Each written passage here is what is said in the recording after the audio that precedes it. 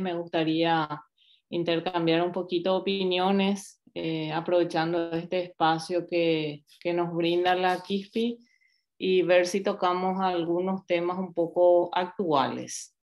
Entonces voy a compartirles un poquito de lo que estuve preparando.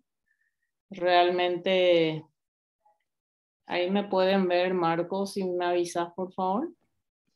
Sí, se puede visualizar, licenciada. Súper, muy bien. Eh, entonces, un ratito voy a corregir algo.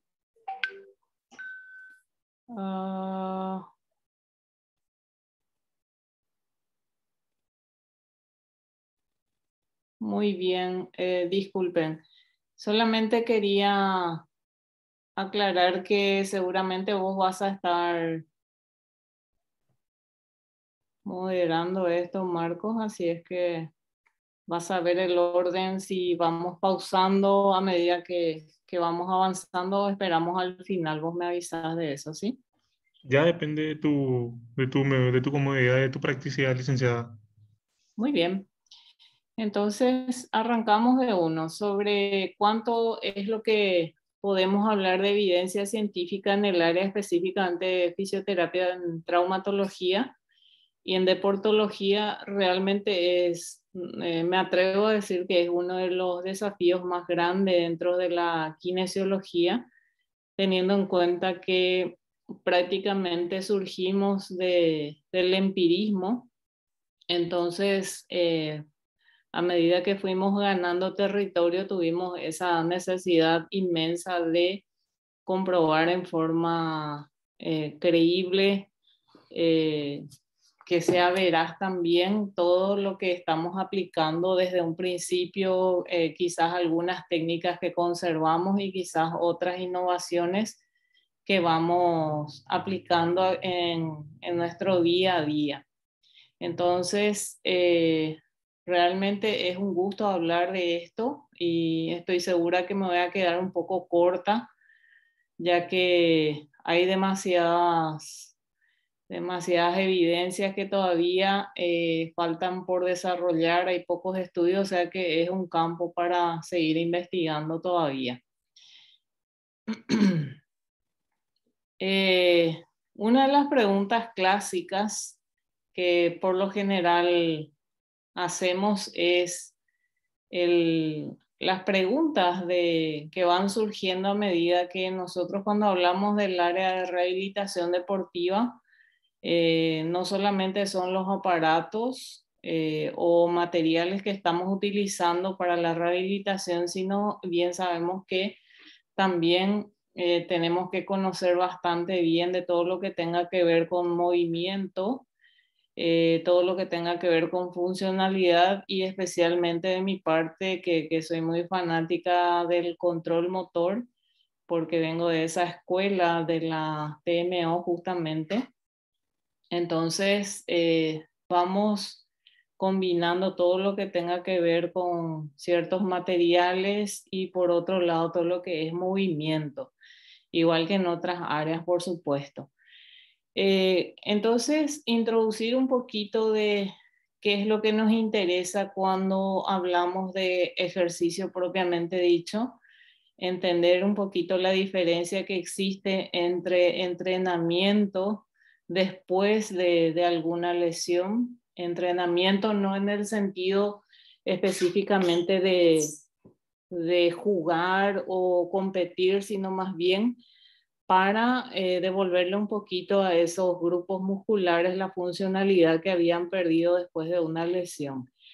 Entonces, en ese sentido, me refiero a algunas preguntas clásicas que nos hacemos respecto a grupos musculares que están muy involucrados dentro de segmentos lesionados, ¿verdad?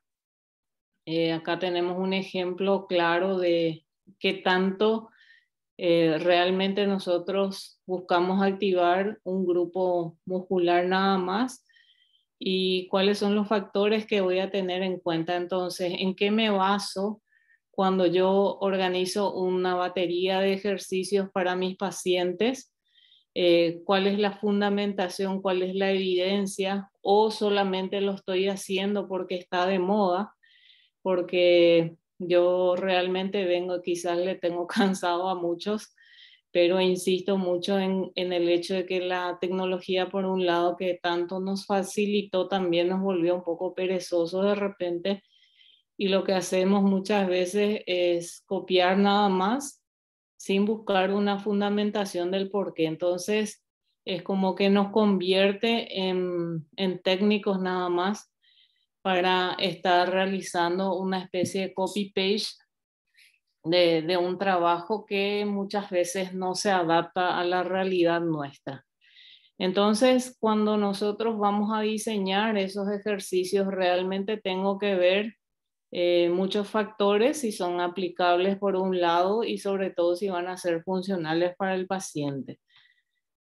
También, en el caso de algunos ejercicios que son muy comunes en la rehabilitación, tener en cuenta ciertas posiciones, si hablamos de biomecánica, basarnos un poquito en datos bastante actuales, porque de repente muchas veces nos quedamos con aquella formación que recibimos en pregrado nomás y no nos dimos cuenta que la página ya dio vuelta, entonces tenemos que actualizarnos un poquito a través de la lectura. Y para eso están los estudios que basados en ensayos de errores, por supuesto, en una población determinada, nos da la precisa, pero más que nada siempre la experiencia personal de esa aplicabilidad en cuanto a la variabilidad de los ejercicios que ejecutamos. Bien sabemos que las investigaciones que tienen hasta por lo menos 10 años, igual que los libros, son los que realmente deberíamos estar aplicando. No digo desechar totalmente los trabajos anteriores a ese tiempo, sino más bien quizá ayudemos un poquito a evolucionar desde ese principio. Después también podemos decir que en cuanto al objetivo que nosotros hayamos diseñado para ese paciente, tendríamos que ver en cuanto a tiempo. Me estoy colgando un poquito, un ratito. En cuanto al tiempo que es capaz de adaptarse este tipo de ejercicios para el tipo de paciente que yo dispongo.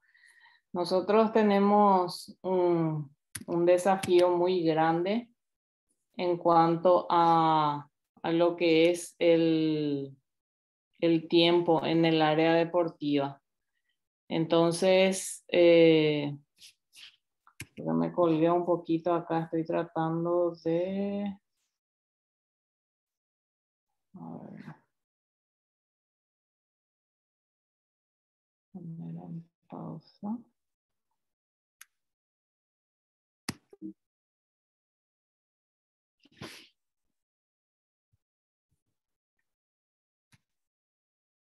Ahí está.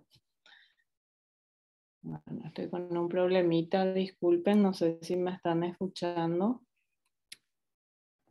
Se te escucha perfectamente. Realmente no sé cuál es el inconveniente porque... Y puedes probar salir de pantalla completa y volver a... Ahí saltó.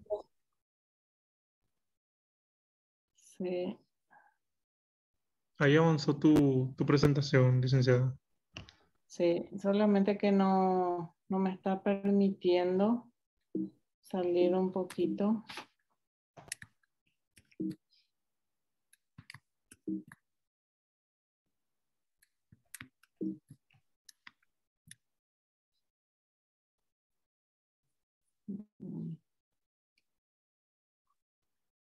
A ver, un poquito.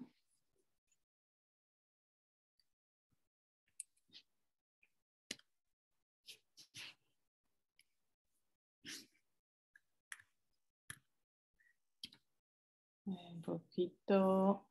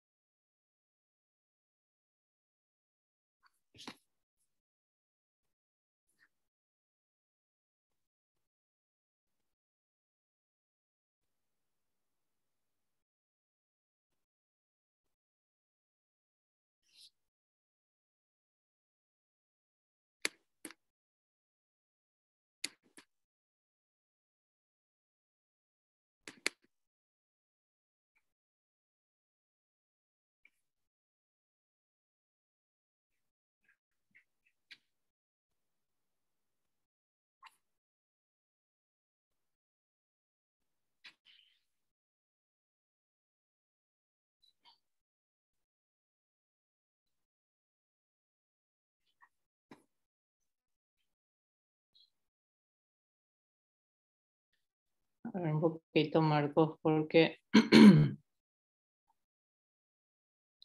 vamos de nuevo. Disculpen. Bueno, creo que habíamos quedado acá en esta serie de preguntas. Ahí me pueden ver y escuchar, Marcos, la presentación. Sí, se visualiza y se puede Ok, escuchar también. bueno, disculpen. Estaba diciendo de qué tanto conocimiento manejamos en cuanto a evidencias del tipo de actividades. Esto es netamente a los ejercicios que vamos aplicando. Más adelante voy a mencionar un poco de las escuelas o de los auxiliares que estamos utilizando. En el caso del squat, estoy mencionando estos ejercicios porque son comunes. Podemos ver muchas veces los ejercicios que se van aplicando y insisto, vuelvo a insistir que realmente tenemos que tener el manejo preciso del por qué estamos haciendo este tipo de actividades y qué tanto estaría beneficiando a la persona que está ejecutando en base a un soporte bien estudiado y por sobre todo que sea aplicable a nuestra realidad.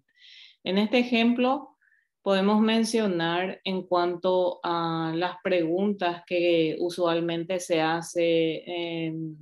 Suelo escuchar mucho. En este gimnasio me dijeron que tengo que tener las piernas separadas de acuerdo a la altura de la abertura de la cadera. Otros dicen no, depende realmente de la abertura de los hombros.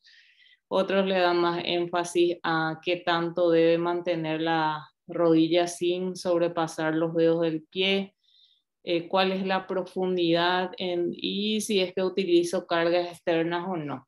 Entonces, estas teorías que realmente es muy apasionante discutir, pero sobre todo cuando tenemos una buena fuente en cual nos basamos, no solamente por el hecho de que estemos viendo que es muy común que se hace, y disculpen si soy muy insistente en eso, pero muchas veces evidentemente notamos que hay personas que hacen sin saberlo realmente y por supuesto el paciente es el que sale un poco este, perjudicado, ¿verdad?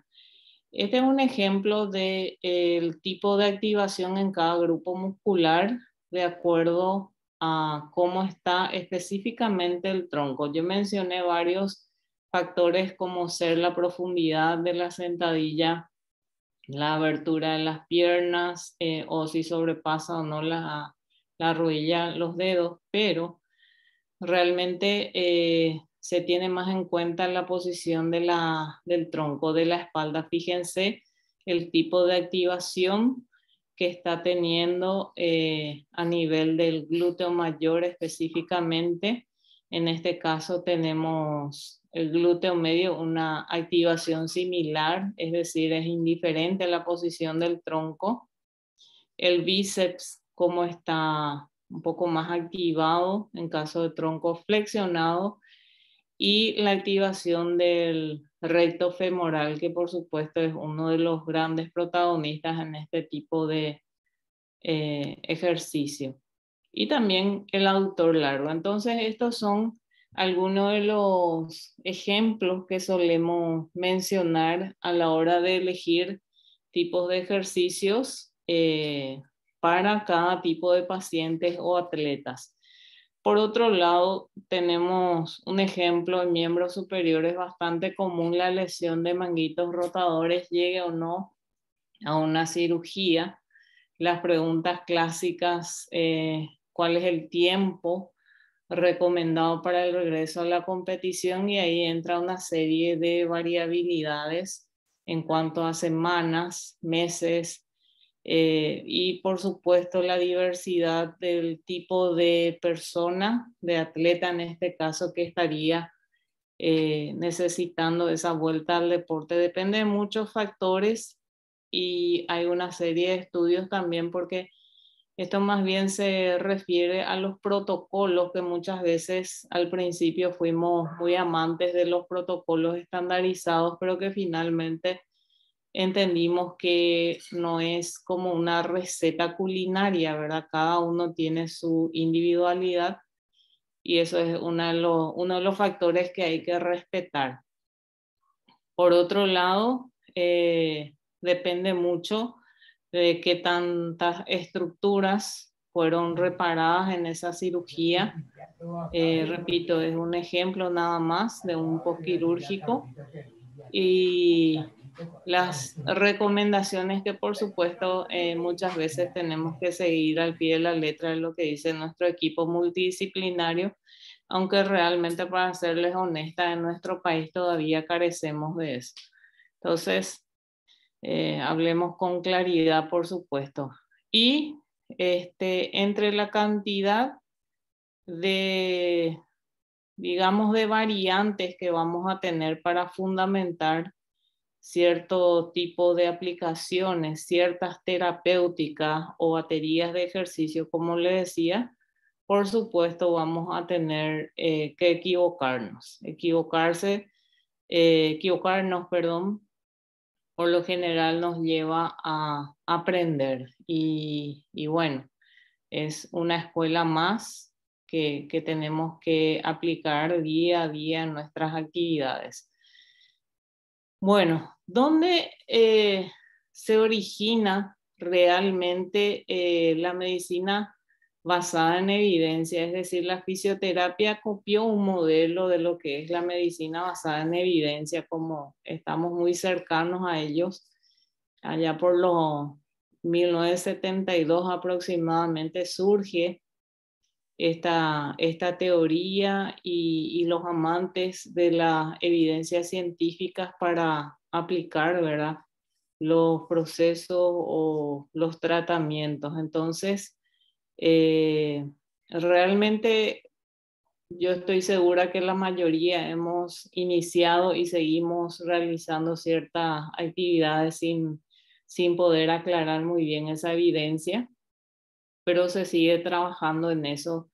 Entonces, la fisioterapia prácticamente va copiando un modelo del área de medicina, de quien nos estamos muy lejos, obviamente, donde la idea es integrar un poquito esta evidencia externa a través de la investigación científica, por supuesto. Como les decía hace rato, la experiencia clínica es, en mi opinión muy particular, es fundamental. Podríamos dar unos ejemplos groseros de quienes están diseñando ciertos tipos de protocolos o baterías de ejercicio. Parece muy espectacular desde la oficina diseñar todo y parece muy fácil de aplicar, pero realmente la experiencia clínica es la que también va a afianzar este tipo de evidencias científicas. Y el contexto del paciente, incluyendo sus preferencias y expectativas. Estos son tres componentes de lo que estamos hablando hoy, que por supuesto cada uno de estos componentes tiene que estar presentes en cada aplicación que voy haciendo en mi actividad de rehabilitación. Nosotros podemos hablar de una serie de objetivos cuando hablamos de rehabilitación en traumatología, dependiendo de la patología o lesión, pero sin embargo, cuando estamos asociados a lo que es la evidencia científica, entonces nos remitimos un poquito en potenciar los resultados que vamos a ir obteniendo en base a esos ensayos. Eso requiere de varias pruebas con los pacientes, aplicar con ellos. Evidentemente nos damos cuenta con el tiempo, con la experiencia, que vamos a tener poblaciones en quienes son aplicables, en quienes no. Nuestra sociedad deportiva es bastante heterogénea para los que trabajamos en el deporte amateur. Quizá para los que estén ya con deportes así profesionales son muy específicos. Me refiero a que un deportista amateur no se dedica al 100%, no dedica el 100% de su horario a esa actividad, y por ende suele carecer de de profesionalismo en el sentido del descanso, cuánto tiempo dedica a su entrenamiento o a su fisioterapia, etcétera. Y por supuesto, esos componentes van a hacer que sean aplicables o no muchas teorías científicas. Siempre buscamos una máxima calidad en cuanto a la asistencia de lo que es algún tipo de actividad para la rehabilitación. Nuestros métodos basados en la revisión sistemática. Hoy día tenemos, al principio hablábamos de 10 años de, digamos, de aplicabilidad de ciertos materiales. Hoy por hoy ya, quizás si les hablo de en el 2018-19 ya es algo obsoleto prácticamente, pero bueno, por eso recurrimos a las revisiones sistemáticas y por supuesto la realidad que actualmente estamos atravesando nos va a obligar a hacer muchísimos cambios más, evidentemente, en este antes y después de la pandemia mismo. Después, las guías prácticas, de prácticas clínicas que podemos mencionar, la lectura y síntesis crítica de la literatura biomédica original y relevante, que hoy por hoy ya no podemos poner como excusa que no tengo acceso al material, al libro, porque prácticamente en muchos casos no hay necesidad de comprar, sino que tenemos la facilidad de descargar materiales a través de internet. Entonces, quizá tengamos que amigarnos un poquito más, más que nada con el tiempo, porque realmente no nos dimos cuenta en la época de estudiante que tan felices éramos porque disponíamos de ese tiempo para la lectura. Bien, también estas guías prácticas, que son documentos que recogen las recomendaciones desarrolladas de acuerdo a la manera de facilitar al paciente y al profesional mismo aquellos supuestos protocolos que vamos armando. Tener en cuenta que, por supuesto, esos protocolos no son aplicables en todo siempre. Este es un ejemplo nada más de la característica de una buena guía de práctica clínica. Tener en cuenta la validez, es decir, no hacer por hacer un tratamiento, no basarnos. Yo muchas veces discuto y sigo discutiendo con los profesionales médicos que derivan con una orden de fisioterapia con tareas predeterminadas, porque realmente no comparto. Respeto todo profesional médico formado en su área, pero creo que nosotros para eso también hemos estudiado y fuimos aprendiendo también que es aplicable y que no, de acuerdo a la realidad de ese paciente. Entonces, ver la validez, si es válido aplicar un tipo de terapia o no, la fiabilidad o repetitividad. ¿Es fiable lo que yo vi que están haciendo? Y les voy a compartir un poquito una experiencia que viví con profesionales del área del deporte, donde ellos se fijan mucho en lo que se hace en Europa, países del primer mundo, muy desarrollado en el área del deporte. Entonces, es como que queremos caer en esa copia de modelos y como esa versión tan gastada ya que no es aplicable a nuestra realidad. Entonces, aunque no nos guste ese disco rayado, tenemos que entender que sigue siendo así. ¿Es reproducible ese tratamiento o no? ¿Es aplicable?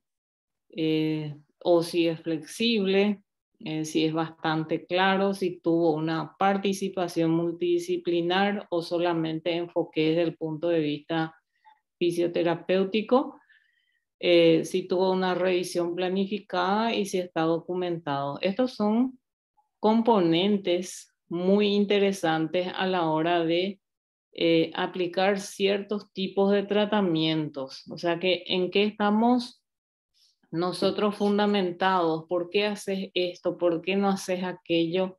Entonces, todos estos componentes a modo de resumen debería ser importante estar bien informados acerca de lo que estamos haciendo, por qué y para qué, en pocas palabras. Bueno, yo hice este apartado a modo de introducción nada más en cuanto a los ejercicios. Si vamos a hablar de ejercicio, tenemos una variedad inmensa de baterías para rehabilitación en el área de traumatología o en el área deportiva. Y también me gustaría conversar, discutir un poquito sobre los elementos que se vienen aplicando en el área de rehabilitación traumatológica.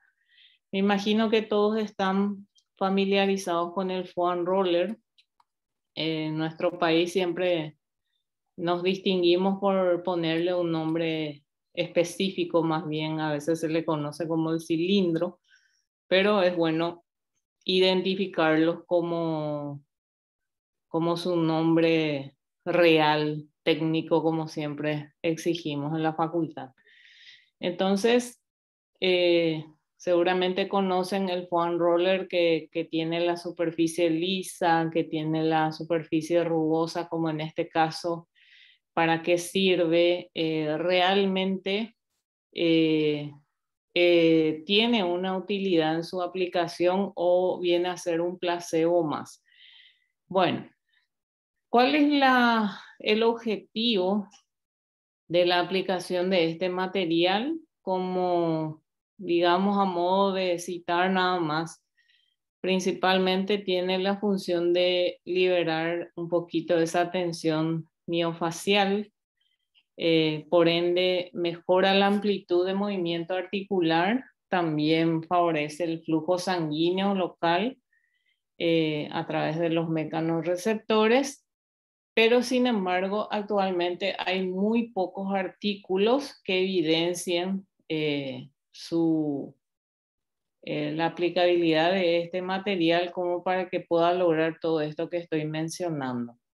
Sin embargo, como les dije anteriormente, uno de los grandes componentes en el trabajo de la medicina basada en evidencia, en este caso la fisioterapia, uno de sus componentes principales es la experiencia clínica. Entonces, quizá no se haya terminado de describir todos los beneficios, realmente llama la atención en la literatura. Pero como todos sabemos, siempre cualquier material nuevo que aparezca en el área va a tener sus detractores y estamos los fanáticos, por supuesto, que vemos día a día que realmente tiene un resultado óptimo. Hay un cuadro que quiero compartirles en cuanto al foam roller, varios autores.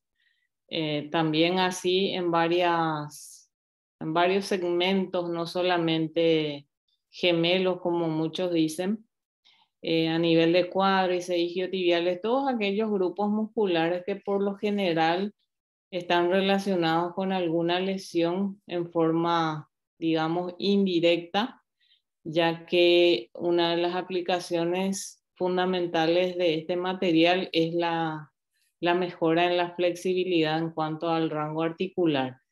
Entonces, hay algunos ejemplos en cuanto a su aplicación en distintos segmentos del cuerpo. También hay una variedad interesante de tiempo de aplicación, la duración total y realmente cuáles fueron los resultados obtenidos a través de este material. Y como verán, son muchos ejemplos. Vamos a encontrar varios materiales.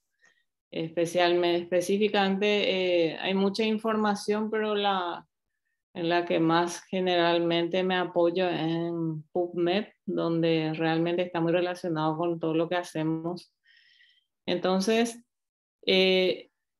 todas las investigaciones concluyen que no hay un beneficio real en cuanto a la liberación miofacial a través de este material, siempre y cuando sea aplicado solamente en forma de deslizamiento. Hay una teoría que menciona que tiene mejores resultados cuando se aplica en forma transversal al músculo.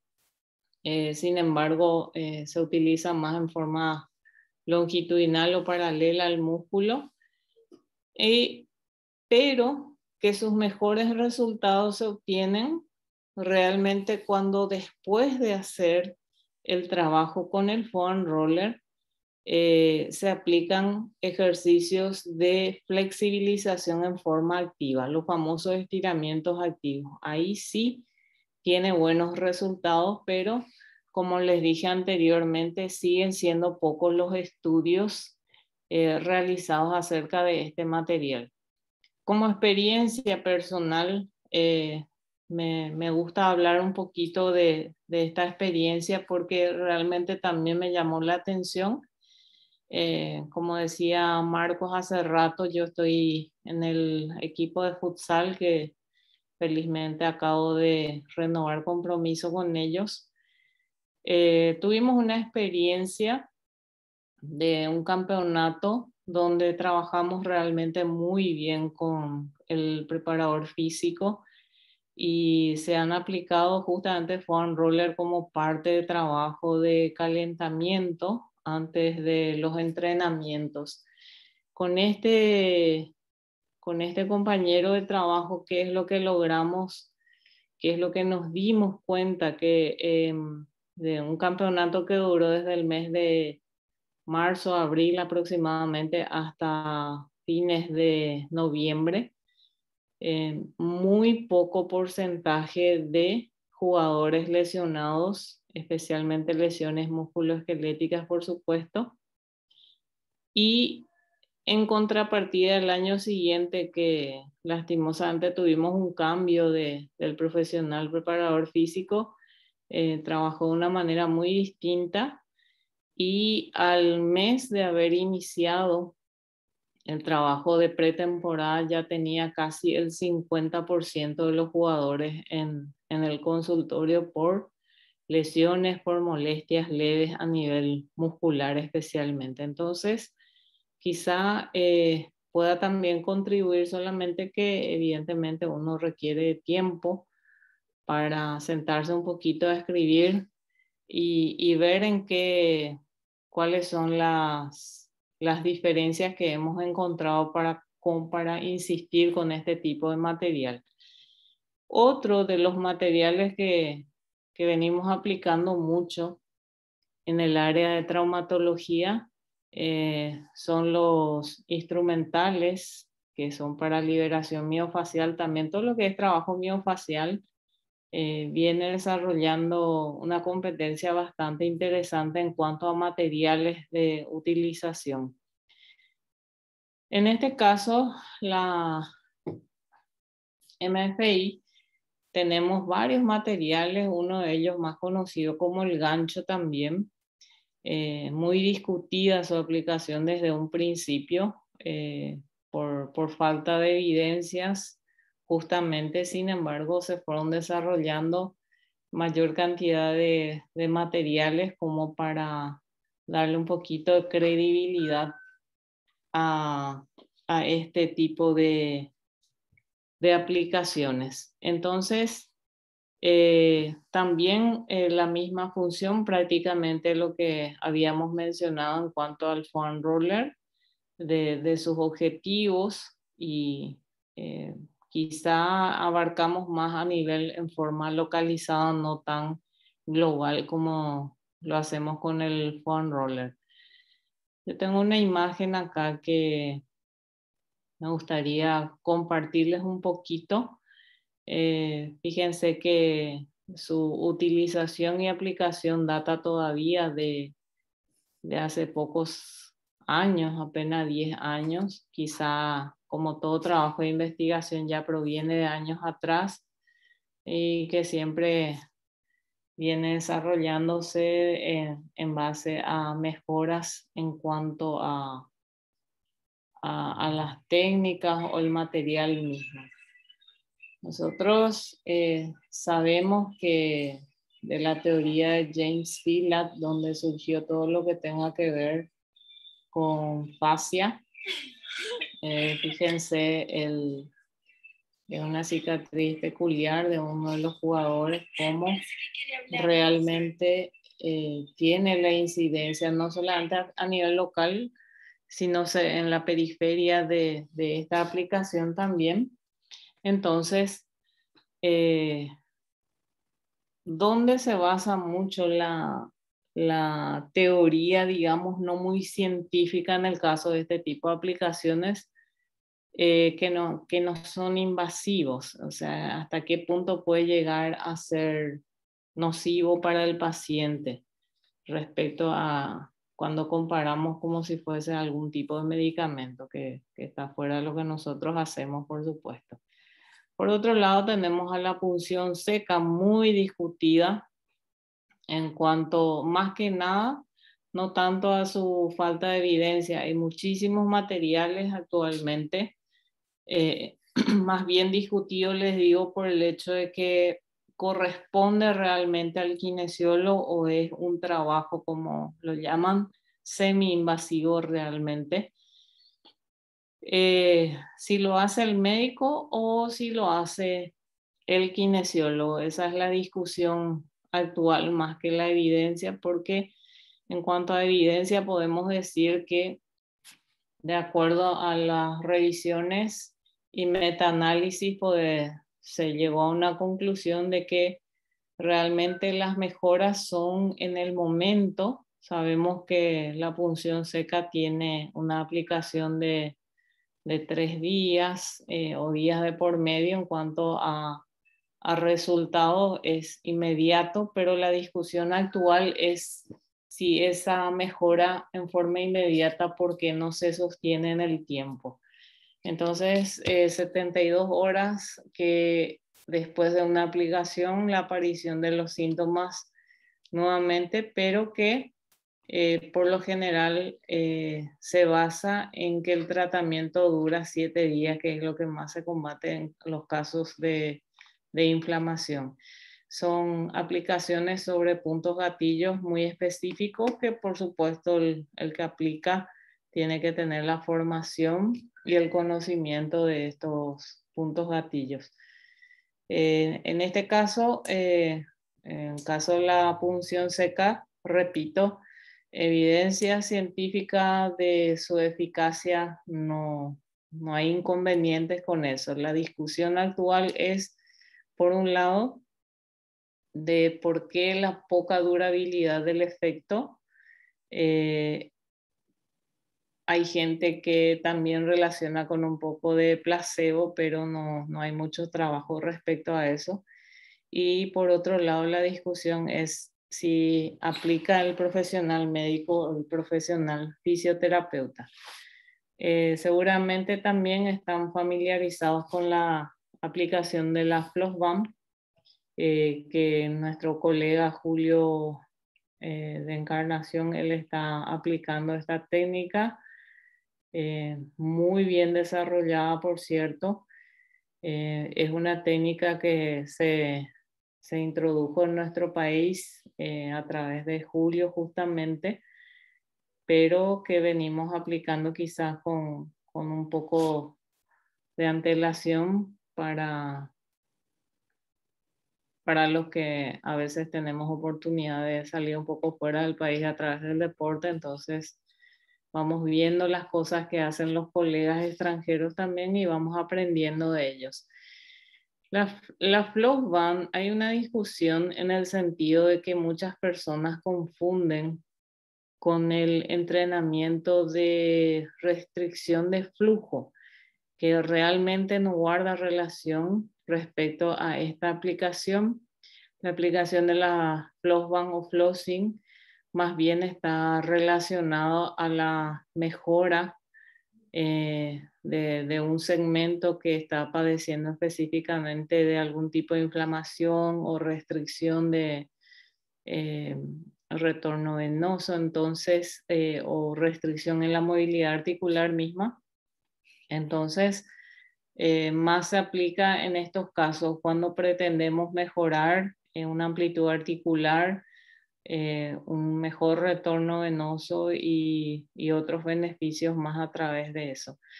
Repito, no hay que confundir con los entrenamientos de restricción de flujo, que tienen otras finalidades, por supuesto.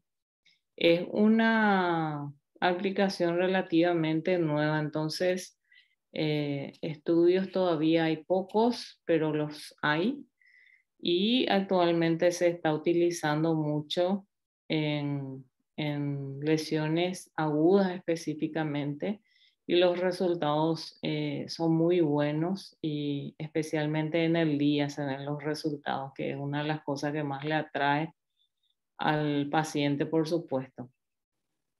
Hay estudios donde mencionan con aplicaciones post ejercicio, quizá no realmente en casos de lesiones, sino más bien para aquellas molestias que a quienes solemos llamar fatigas post ejercicio, y que generalmente cualquier persona que haya realizado este tipo de entrenamiento después manifiesta ese tipo de dolor. Me gustaría compartirles también, por otro lado, hablamos un poquito de lo que son tipos de ejercicio, materiales. Yo sé que no estoy mencionando un montón de herramientas que utilizamos en el área de traumatología. Me gustaría dejar para discutir con ustedes. Me gustaría mencionarles esto que digamos que es algo nuevo. Estuve compartiendo justamente con Marcos, el licenciado Marcos Almirón, donde realmente el entrenamiento del core nosotros venimos escuchando hace bastante años, como así también, no sé si a ustedes les pasó, pero a mí particularmente me pasó que en los cursos que he asistido escuché teorías muy dispares, y quizá falta de material basado justamente en evidencia hace que uno manifieste ciertas dudas. Este material que está incluido hoy día en la última edición de Daniels de evaluaciones musculares, muy interesante, es una lectura recomendada de pocas páginas, pero muy útil, porque realmente va señalando aquellos componentes que quizás no tuvimos en cuenta en el momento de trabajar con estos estabilizadores, tener en cuenta los factores de riesgo de lesión, por ejemplo, el retraso de la activación de los músculos estabilizadores. ¿Cómo sabemos que hay un retraso en su activación? ¿Cómo sabemos cuál es el orden de los músculos que tienen que activarse? Uno de los ejemplos clásicos de este ejercicio es la plancha, y ahí hay una diversidad de teorías de ese ejercicio que es válida su discusión hoy, si les parece. La disminución del reclutamiento muscular mismo, la fatiga muscular, porque hay una serie de discusiones también en cuanto al tiempo. De hecho, también hay competencias hoy día de quién soporta más tiempo esa posición.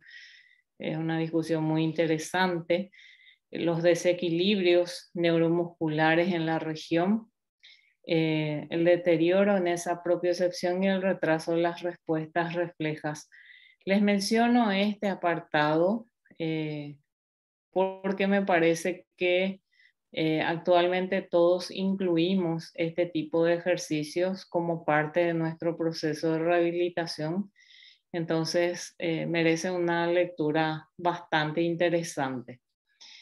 Y bien, bibliografía hay muchísima, desde libros, materiales que están en español. Por lo general los más actualizados están en inglés. Esto es un resumen nada más de lo que les mencioné hoy, y vuelvo a repetir, me gustaría interactuar con ustedes de manera a que vayamos viendo realmente cuál es el enfoque que que podemos darle a este tipo de actividades y cómo estamos más que nada, cuál es la realidad que nos toca, que a ustedes les corresponde desde donde estén trabajando. Y bueno, de mi parte, César, es una frase que aprecio mucho por el hecho de que muchas veces no hacemos cierto tipo de trabajo, de actividades, de opiniones, muchas veces en la clase mismo por ese miedo a cometer errores, pero creo que en esos errores muchas veces encontramos los aprendizajes, ¿verdad? Así es que me quedo un poquito con esta frase. De mi parte, muchas gracias. Y Marcos, vos dirás cómo hacemos, si hay preguntas. Me encantaría poder interactuar con ustedes. Bueno, antes que nada, muchísimas gracias, licenciada Lilian Zanabria, por la excelente presentación, ¿verdad? Muy interesante todo lo que trajiste a colación en cuanto a lo que se habla de la evidencia científica en lo que es el área de la rehabilitación traumatortopédica. Si seguidamente podemos pasar a la ronda de preguntas, si nos animan a hacer preguntas en vivo, pueden escribir en el chat para que la licenciada Lilian pueda ir respondiendo a alguna pregunta, sugerencia o discutir algo en concreto.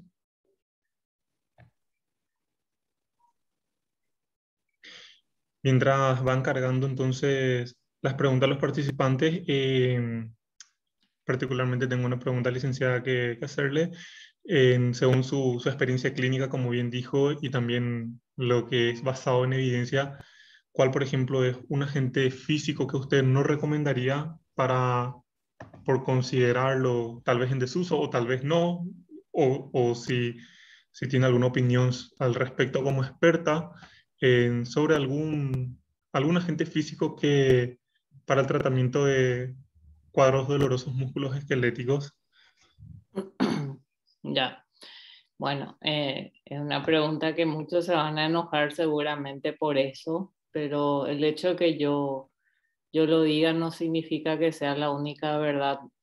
Sin embargo, yo no soy muy amiga de los agentes físicos en general. Considero que realmente el cuerpo humano, cuando sufre, padece algún tipo de disfunción. Esa disfunción es corregida gracias al ejercicio, al movimiento, al control motor que uno va logrando. Sin embargo, es una especie de mal necesario, Marcos. Eh, Específicamente respondiendo a tu pregunta, a mi parecer las ondas cortas, eh, la, este otro material que ni siquiera recuerdo, eh, las ondas cortas que actualmente la TECAR viene prácticamente a suplirle, eh, habría que ver la eficacia en cuanto a evidencia y aplicabilidad más que nada. Se sabe que hay mucha teoría en cuanto al placebo del campo magnético, por ejemplo. Sin embargo, no hay que desconocer de que eh, hay muchos trabajos también que se han hecho y han demostrado evidentemente. Quizá muchas veces se discutan estos temas, pero yo insisto en cuanto a la experiencia clínica de que realmente tendríamos que basarnos en gran parte respecto a eso también. Solamente onda corta, Marcos, el que a mí me parece que debería dar un paso al costado y dejarle evolucionar un poco a su reemplazante. Excelente. Hay una pregunta que hace Cecilia Pérez respecto a si usted cree que es necesario o no el uso del campo magnético para el tratamiento de las fracturas. Mm. Sí, bueno, como decía hace rato, muchas veces nosotros recibimos orden médica ya con tratamiento preestablecido, ¿verdad? Quizá ellos desconozcan también, estoy segura que desconocen, no creo que hayan recibido formación en eso específicamente, es como una especie de automático más o menos. Y En cuanto a la fractura, como el campo magnético tiene varios componentes, está en su modalidad antiinflamatorio, vascularización, regeneración de tejidos.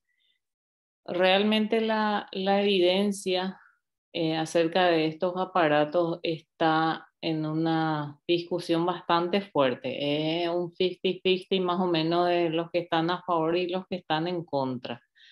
Particularmente tuve experiencia en cuanto a fracturas llegué a hacer una especie de ensayos de personas en quienes no hemos usado, de un buen flujo de pacientes, no hemos usado y en otras en quienes hemos usado y tuvimos el mismo resultado.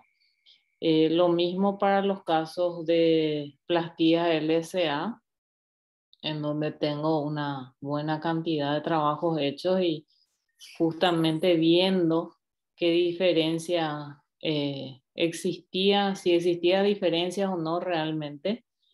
Entonces, no podría afirmar con absoluta certeza porque yo particularmente trabajos hechos no tengo. Mi experiencia clínica sí la puedo utilizar para decir que a mí no me dio diferencias de resultado.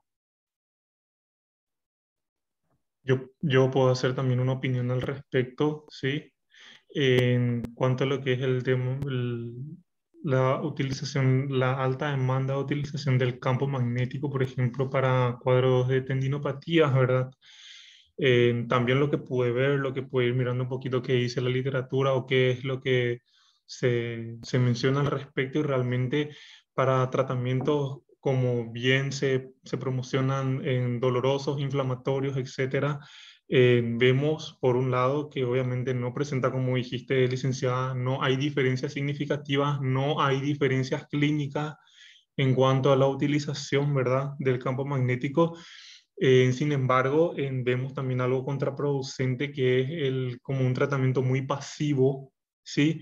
Entonces, por ejemplo, se caen en muchos errores así visibles y muy grandes al, por ejemplo, ir tratando un hombro congelado o una capsulitis adhesiva y utilizar el campo magnético, cuando en realidad lo que creo yo que nosotros tenemos que ir intencionando un poco más es en el entrenamiento terapéutico, ¿verdad? De ese complejo articular, ¿verdad?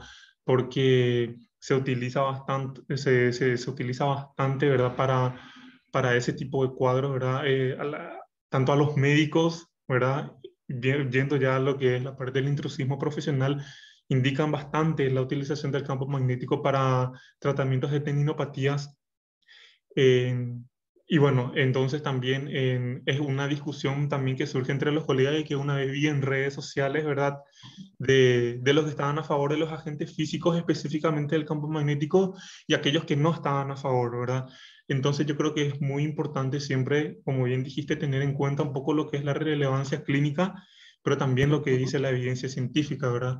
Y en este caso, por ejemplo, por lo que pude leer ciertas revisiones sistemáticas, el campo magnético no tiene ningún beneficio clínico, no hay ningún beneficio funcional, no hay evidencia científica que hable sobre mejorías, ¿verdad? Para ese tipo de cuadros, ¿verdad? Ahora vamos a ver un poquito, también se puede ver el tema de lo que es para el tratamiento de las fracturas, etcétera, ¿verdad? Y yo sigo insistiendo, el campo magnético finalmente sí tiene un efecto, ¿verdad? Que no sabemos si supera el placebo, también viene de necesariamente algo a muy largo plazo, ¿verdad? No es algo que a corto o mediano plazo vamos a ir viendo, ¿verdad? Sin embargo, el paciente, el atleta o el usuario que consulta en un servicio de fisioterapia, lo ideal es tratar de activarlo y habilitarlo lo más rápido posible, ¿verdad? Entonces, eso, ¿verdad? Hay otras preguntas que surgen, ¿verdad? Según su experiencia clínica, ¿qué tipos de ejercicios o agentes físicos usted recomendaría para el tratamiento de una rotura de manguito rotador post cirugía? Mm. Bueno, en cuanto a tratamiento, en cuanto al área de agentes físicos, más bien en una etapa aguda, depende mucho, ¿verdad? Nosotros no tenemos la dicha de que absolutamente todos los pacientes vienen en su etapa aguda o postquirúrgico inmediato. Tenemos una diversidad de población también en ese sentido. Entonces, particularmente el agente físico yo aplico más bien en la etapa aguda. No tiene, sí es que hay que hacerlo, pero tengo, por experiencia clínica, tengo mejores resultados en los ejercicios que aplico. Y ahora, si podemos hablar tipos de ejercicios, todo ejercicio está relacionado con contracciones de los músculos, entonces entender los tipos de contracciones musculares y cuál es la finalidad, que no recuerdo si en qué charla hablamos de eso hace poquito, cuál es la finalidad de cada tipo de contracción muscular que utilizamos. Entonces, si nosotros partimos de ese manejo, de ese concepto, sabremos qué tipo de ejercicios vamos a aplicar. Entonces, yo puedo decir que los isométricos me ayudan a generar un poco de quizás reclutamiento, me ayuda a mejorar el tono para mantener ciertas posiciones que yo necesito que tenga ese segmento lesionado en el momento. Por otro lado, las contracciones concéntricas que me garantizan el tono, específicamente tono. Las excéntricas me garantizan el reclutamiento de fibras. Entonces, en esa combinación de tipo de ejercicios, yo tengo ya un panorama claro. Entonces, de acuerdo a eso, al objetivo qué es lo que yo pretendo en las primeras etapas de tratamiento, entonces puedo diseñar una batería de ejercicios que voy a ir combinando. Y por otro lado, la discusión de siempre, que siempre hablo en todas las charlas que tuve la oportunidad de compartir con muchos colegas y estudiantes, es el desconocimiento del fisioterapeuta del trabajo de fuerza. La fuerza es un componente esencial que nosotros deberíamos de tomar como un desafío en cuanto a su aplicación en la rehabilitación.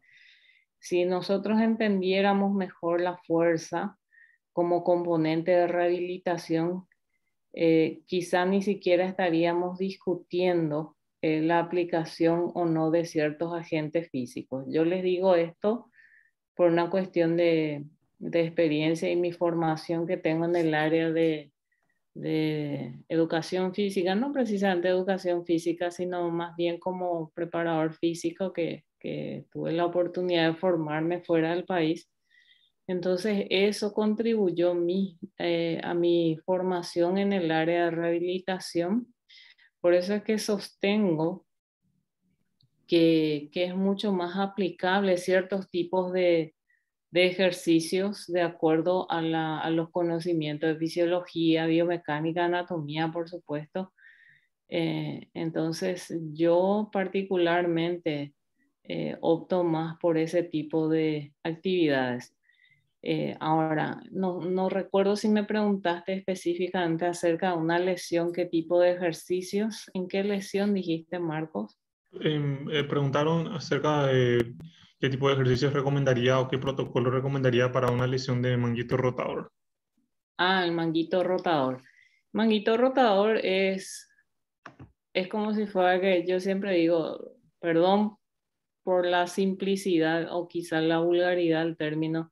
Si a mí me dice una lesión de manguito rotador, es como si fuera que no me dice nada al final. Es un componente muy grande, como que te dice todo y nada a la vez. Entonces, evaluar bien la función que cumple estos componentes, entender cómo son abordados en cuanto a su cadena cinética abierta, que es lo que más trabaja el miembro superior. Sin embargo, no hay que dejar de darle un estímulo en cinética cerrada. Entonces, depende mucho, el manguito rotador, su rehabilitación depende mucho en función a la persona. Para mi caso particular, que trabajo con deportistas, tenemos en cuenta el tipo de ejercicio generalmente en ambas formas, cinética cerrada y abierta, y después enfatizamos de acuerdo al deporte que realiza para que sea realmente funcional. Y, y más que nada depende de eso. Como siempre digo, no existe un protocolo que sea aplicable en todo, en todo. Aunque tuviesen la misma lesión, dos jugadores, dos atletas, el individualismo es demasiado importante tener en cuenta en el momento de diseñar. No hay que confundir como una receta culinaria eso. Bien, excelente. Hay dos preguntas muy parecidas, ¿verdad? Que hablas sobre, o que más bien surge la duda sobre el uso de la electroestimulación en atrofia muscular. Y la otra pregunta básicamente lo mismo, ¿verdad? Sobre justamente la utilización de la electroestimulación más ejercicio físico en justamente poscirugía, ¿verdad?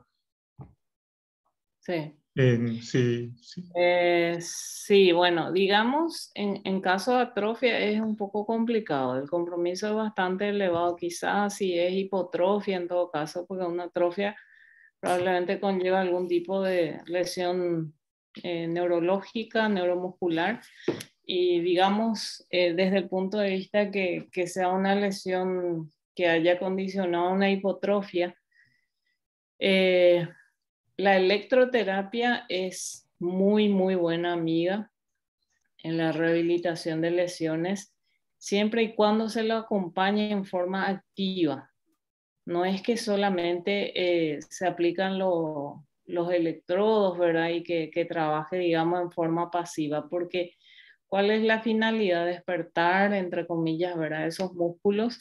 Entonces, lo que hace el equipo de electroterapia lo que nos garantiza es el tono, pero no, sin embargo, no nos garantiza la hipertrofia o la potencia que en su momento vamos a necesitar con ese grupo muscular. Yo utilizo en las primeras etapas, cuando por lo general el paciente no puede completar un rango de amplitud de movimiento.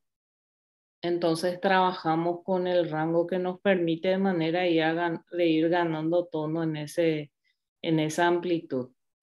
Sí tengo muy buenos resultados, pero con aparatos de los buenos, porque están los aparatos que se venden por ahí. Por lo general, todo lo que sea fisioterapia y es de precio muy accesible es un poco sospechoso. Yo sé que hay a la venta una, una variedad muy interesante donde dice electroestimulación, de esas que funcionan a pila inclusive.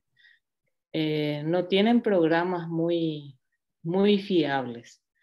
Entonces, más bien no voy a decir el nombre comercial, pero el costo eh, supera los 3 millones de guaraníes, entonces son aparatos que realmente tienen, de hecho tienen una evidencia científica. Ellos basan en eso justamente en nuestro país. Hay dos marcas comerciales en competencia y no voy a decir el nombre porque no tengo ningún beneficio con él. Bien. Bueno, la pregunta específica, recalca otra vez, el participante era en una inhibición muscular iatrogénica, ¿verdad? De plastía LSA, pero bueno, finalmente creo que ya quedó bastante clara la respuesta finalmente, ¿verdad? Eh, Después hay una pregunta, ¿verdad? ¿Qué es lo que se hace con un paciente cuando llega tarde a la consulta por una cirugía de cadera? Perdón, un paciente que llega tarde. A la consulta de fisioterapia por una cirugía de cadera. ¿Cómo se la aborda? am, o sea, que llegó muy tarde, después ya en Claro, una etapa tardía sería, ¿ya? exactamente, en una etapa Ah, tardía. ok. Ok, todo paciente es siempre bienvenido, todo paciente, independientemente el momento, lo ideal, como dije, es que venga en su etapa aguda, pero aquellos casos más difíciles realmente son el desafío para nosotros. A mí me parece mucho más apasionante un caso difícil de resolver porque eso me obliga a volver a leer mucho, párrafos de repente. Es un desafío particular en el sentido que el paciente que viene junto a nosotros no viene porque somos lindos, vienen porque necesitan de nuestro trabajo y de alguna manera nosotros tenemos que retribuirles eso. Para eso fuimos formados, ¿verdad? El abordaje que se da es una evaluación que como yo soy docente del área, soy muy amante de esa asignatura justamente. La evaluación nos arroja un montón de datos como punto de partida, entonces va a depender mucho de qué es lo que hemos encontrado en esa evaluación. Probablemente si vino un poco tarde, como dice la pregunta, lo más probable es que tenga algún tipo de complicación a nivel de la cicatriz quirúrgica, eso le va a limitar las amplitudes articulares y como siempre digo en clase, la prioridad son los rangos articulares. La fuerza muscular se recupera en algún momento, pero las amplitudes articulares que no son tratadas en una etapa aguda por lo general es un trabajo bastante difícil y muy poco alentador en muchos casos. Bien, excelente. Una pregunta ¿Puedo particular. hacer una Eh, pregunta? sí, Permiso. adelante. Licenciada, una pregunta, ya que estaban tocando el tema de la magnetoterapia y su efecto placebo, de que no hay estudios relevantes, o sea, que no hay mucha diferencia entre la aplicación y la no aplicación.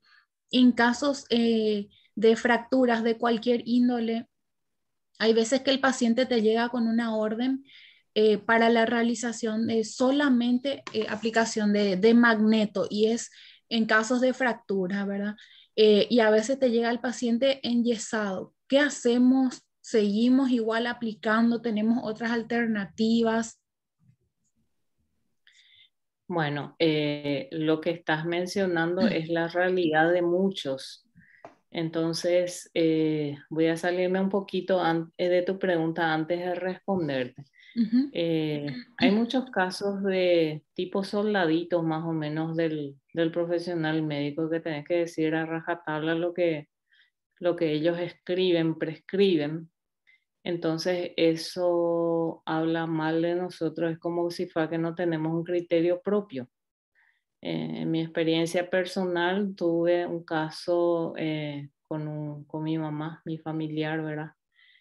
Eh, Ella tuvo una cirugía de marcapasos y al día siguiente que sale la cirugía, un profesional colega le realiza una maniobra que no correspondía. Entonces yo le discuto y me dice, es una orden del médico. Y bueno, y yo pregunto, vos no tenés un criterio propio, no fuiste formado entonces, porque, insisto, el profesional médico, eh, con todo respeto, pero estoy diciendo la verdad, dudo mucho que ellos hayan recibido formación en agentes físicos, en electroterapia, durante su formación académica. Así es que en el caso particular, respondiendo a lo que vos decías, eh, como por lo general nosotros buscamos el beneficio del paciente, buscamos una mejora en base a estudios precisamente en trabajos justificados, ¿verdad? Eh, Muchas veces esa orden, más bien el paciente que tampoco nada sabe, muchas veces no.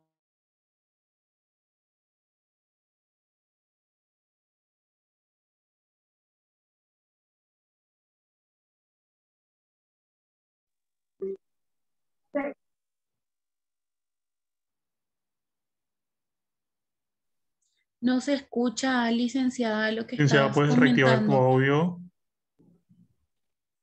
¿Ahí me escuchan? Ahí sí. Ok. No, decía nada más que una de nuestras funciones también es la de educar al paciente de manera que ellos vayan entendiendo en qué consiste nuestro trabajo. Si no, seríamos auxiliares técnicos cumpliendo con la orden de algún profesional y nos quedamos nosotros sin criterio propio. Entonces, más allá de aplicar o no eso que dijo el médico,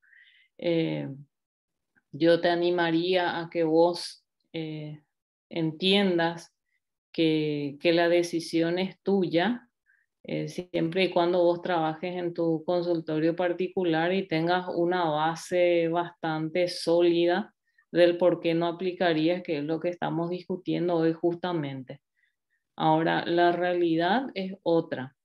La realidad nos dice que el paciente, vos perdés un paciente porque no le hiciste la lista de electroterapia de agentes físicos que mencionó el médico, entonces se va a otro lado y otro lado hace. Y estamos en eso todos.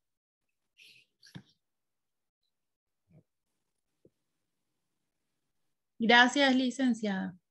Con gusto.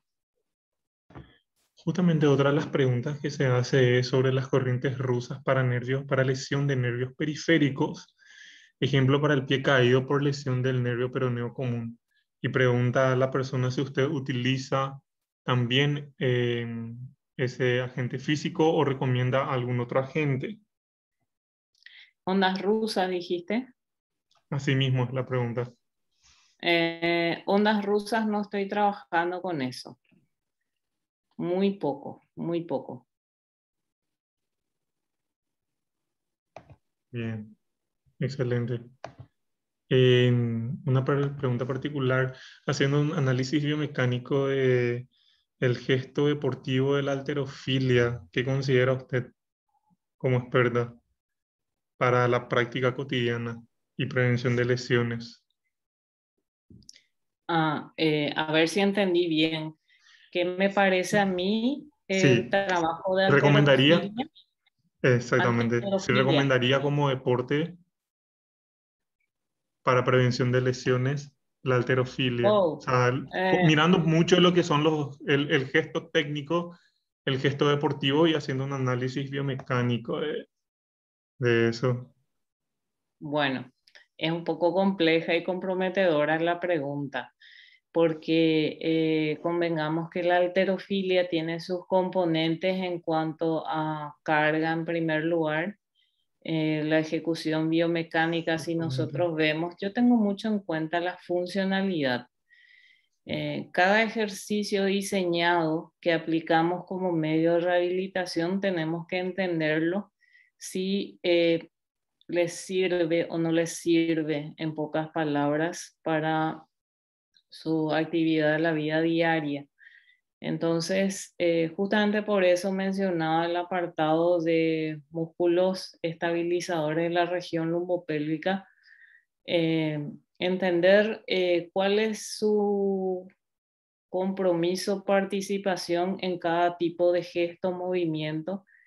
En cuanto a la halterofilia específicamente, años atrás había mantenido una discusión muy interesante con un colega acerca de las sentadillas profundas. Entonces, más o menos por ahí creo que viene también la pregunta del compañero o compañera. Las sentadillas profundas que ellos hablan de los amantes de la halterofilia es que encontraron en estudios que aquellos quienes hacen sentadillas profundas tienen los ligamentos cruzados mucho más fuertes que cualquiera y mucho más grueso en cuanto a su constitución morfológica. Ahora bien, entendamos que la ejecución de esos gestos prácticamente es en cierta forma estática. O sea, mal podría posiblemente yo tratar de transferir la eficacia de ese entrenamiento a un gesto deportivo muy, muy activo o muy, muy dinámico.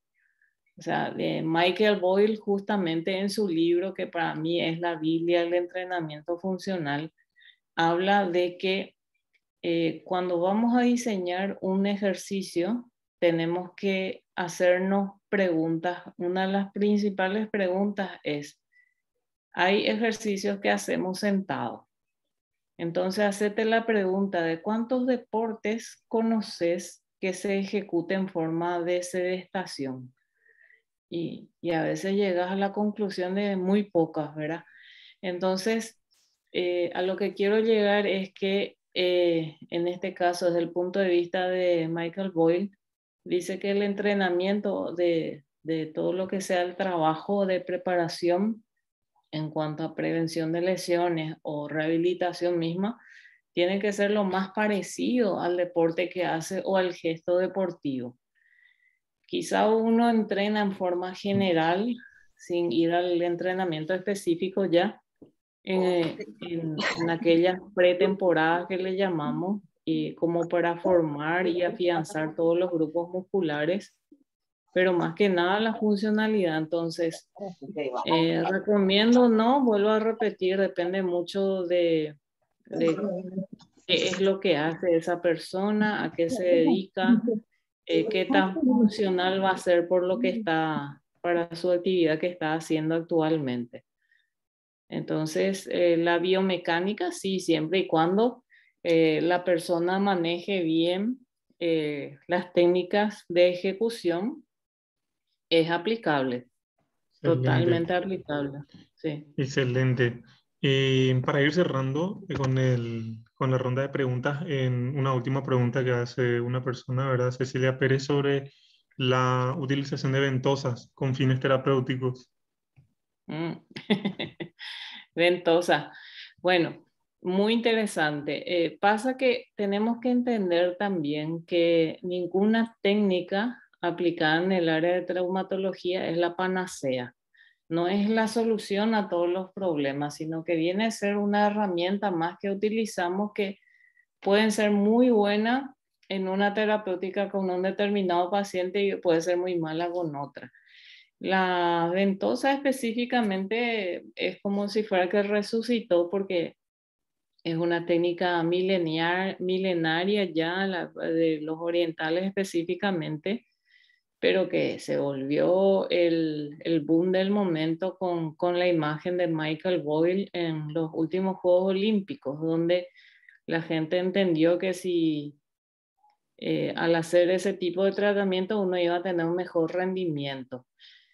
En fin, la ventosa tiene una finalidad de una especie de liberación miofacial también, donde tiene como finalidad mejorar los rangos articulares por un lado y por otro lado ayudar a relajar aquellas zonas muy contracturadas, ya sea post ejercicio o por una lesión misma. Son aplicados en distintas formas. El material mismo viene en una diversidad también y es una aplicación muy dolorosa. Yo particularmente utilizo bastante en forma pasiva, activa, con las personas que yo entiendo que pueden llegar a tolerar.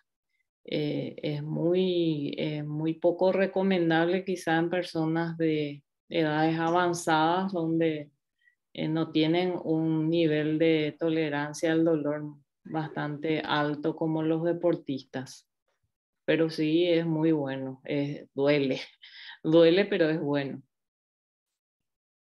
Bueno, excelente.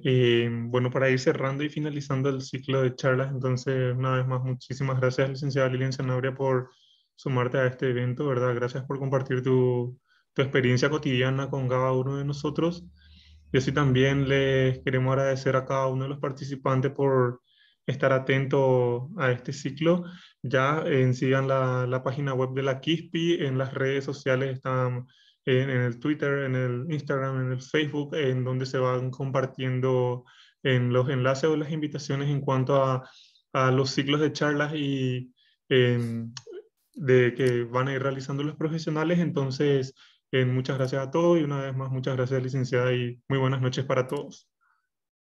Gracias, Marcos. Gracias a todos los participantes y no veo algunas preguntas, Marcos, que quizás no pueda responder acá, pero por mi dirección en Instagram suelo responder a la mayoría de quienes hacen preguntas, con mucho gusto.